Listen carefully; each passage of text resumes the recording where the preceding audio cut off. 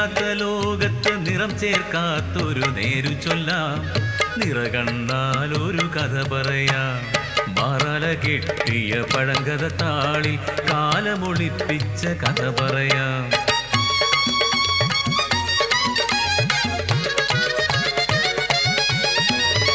ചാട്ടുപുലയനും അവന്റെ പെൺജാതിക്കും ആറ്റുനോറ്റുണ്ടായ മുത്ത്.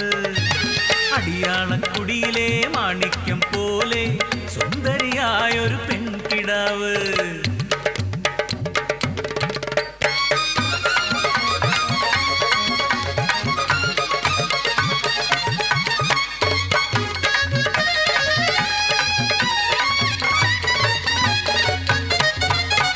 പാടത്ത് പണിയണ അടിയാള പെണ്ണ് മേലാളന്മാരിലും മോഹമായി. പാതയോരങ്ങളിൽ പൂവാല പയ്യന്മാർ കഴുകൻ കണ്ണുമായി കാത്തിരിക്കും. അവളെ കാമക്കണ്ണുമായി കാത്തിരിക്കും. ഒരു വിരൽ തുമ്പാലകറ്റി നിർത്തി അവൾ ആഭാസ വൃന്ദത്തെ ഒന്നടങ്കം. നടക്കാത്ത മോഹത്തിന് അപമാന ഭാരം പകയായി അവരിൽ ജ്വലിച്ചു പൊന്തി. കരിങ്കാമത്തിന്റെ വിഷമേറ്റ മനസ്സുകൾ അവൾക്കായി കൊലവാൾ പണിതെടുത്തു.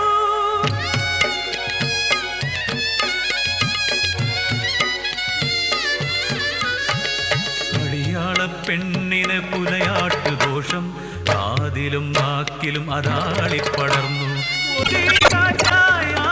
വീശി ആ നുണക്കഥയങ്ങ് നാട്ടിലാകെ.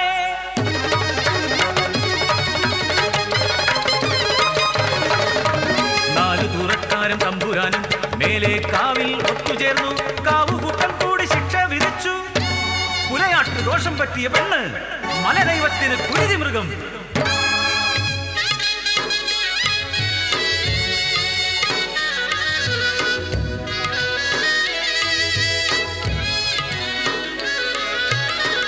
ചീനക്കാറ്റാടി ചെവിടു പാടി ചാളക്കുടിലിൻ്റെ മുറ്റത്തന്ന് കൊച്ചിയുദിച്ച് പൊന്തണ മുമ്പ് ആദേശം മുഴുവൻ ഉണർന്നു വന്ന്.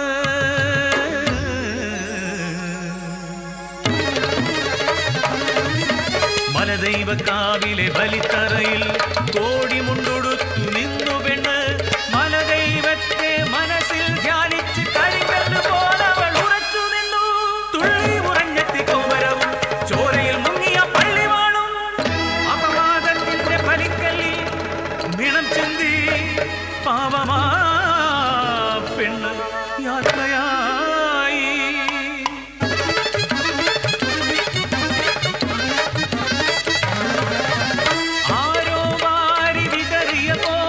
ആദേശമാകെ പടർന്നു വസൂരി സംഹാര താണ്ഡവമാടി മൃത്യു ചുടലക്കളമായി നാടാകെ.